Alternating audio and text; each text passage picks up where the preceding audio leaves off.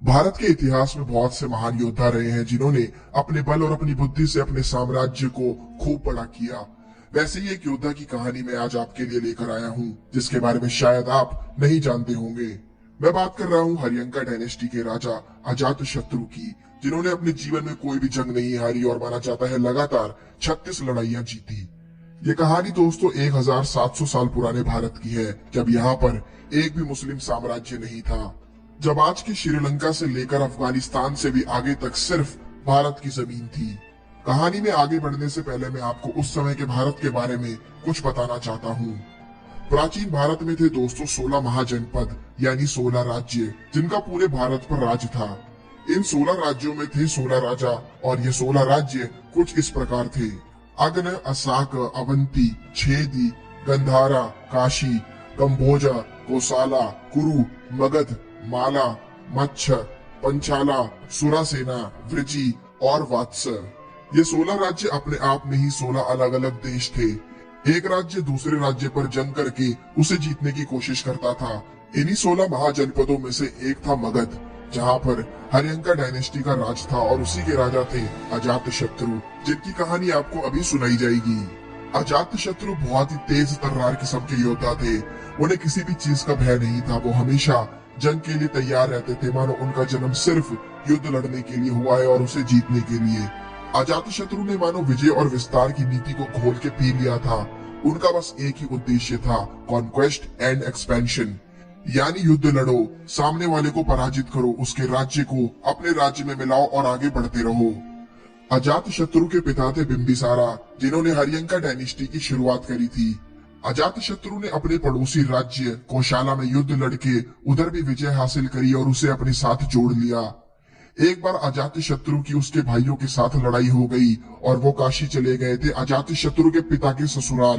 तब अजातशत्रु ने अपने पिता की ससुराल 3 बार नोटिस भेजा अपने भाइयों को कि वो सरेंडर कर दे, लेकिन उनके भाइयों ने तीनों बार मना कर दिया। और फिर क्या था, अजातशत्रु ने एक बहुत बड़ी सेना तैयार करी और काशी पर आक्रमण कर दिया। वहां बहुत ही भयंकर युद्ध हुआ और जीत हासिल करी और अपने साम्राज्य में काशी को भी जोड़ लिया। देखते ही देखते अजातशत्रु ने पूरे नॉर्थ इंडिया पर अपना साम्राज्य फैला दिया था और वो उस समय के सबसे शक्तिशाली, सबसे निडर और सबसे खतरनाक योद्धा माने जाते थे।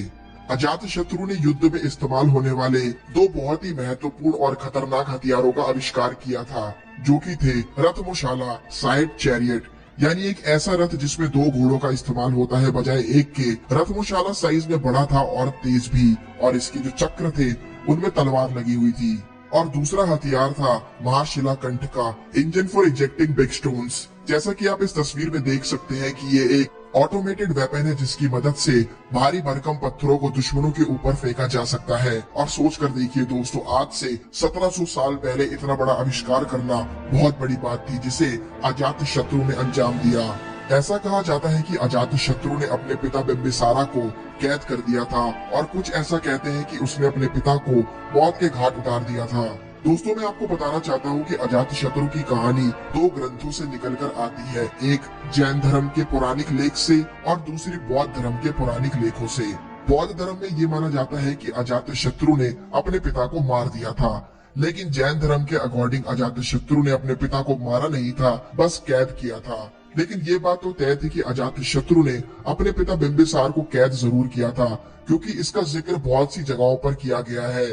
कुछ प्राचीन ग्रंथों में अजातशत्रु को पितृहंता का नाम भी दिया गया है, और पितृहंता का मतलब होता है वो इंसान जो अपने पिता को मार दे, और अपने पिता को कैद करना भी मारने के बराबर ही माना जाता था। उसके बाद अजातशत्रु के बेटे उदयभद्रा ने भी अजातशत्रु को मौत के घाट उतार के हरियंका डायनेस्टी का राज अपने हाथ में ले लिया और वहां का राजा बन गया। ऐसा कहा जाता है कि उदयभद्रा बहुत ही लालची किस्म का इंसान था। तो ये थी कहानी दोस्तों अजातशत्रु की। आई नो इसमें ज्यादा कुछ नहीं था बताने के लिए, क्योंकि ज्यादा कुछ है ही नहीं। खैर, मैं आपको एक और चीज बताना चाहता हूँ। जब मैं इस वीडियो के लिए रिसर्च कर रहा था तब मेरे मन में एक सवाल आया कि जो ये 16 राज्य थे और उनके राजा, ये सब कहीं ना कहीं हिंदुइज्म, जैनिज्म, बुद्धिज्म को फॉलो करते थे। तो एक हिंदू या एक जैन दूसरे हिंदू या जैन से क्यों लड़ता था? तब मैंने ये जाना कि प्राचीन समय में जो लड़ाइयाँ होती थी वो धर्म को लेकर नहीं होती थी। वो लड़ाई सिर्फ अपने आप को ताकतवर बनाने के लिए और अपने साम्राज्य को बढ़ाने के लिए होती थी।